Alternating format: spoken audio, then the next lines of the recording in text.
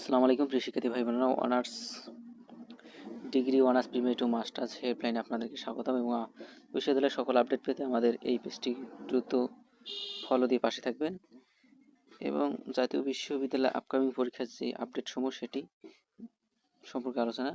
Masters 2022-23 সেশনের পরীক্ষা শুরু হবে 30শে মার্চ 2026 এবং শেষ হবে 7 মে 2026 এবং ডিগ্রি 2022-23 সেশন অর্থাৎ ডিগ্রি দ্বিতীয় বর্ষের পরীক্ষা শুরু হবে 20 এপ্রিল থেকে 2026 এবং শেষ হবে 18 মে 2026 এবং অনার্স চতুর্থ বর্ষের পরীক্ষা 2020-21 সেশনের পরীক্ষা শুরু হবে 30 এপ্রিল এবং পরীক্ষা শেষ হবে 15 জুন।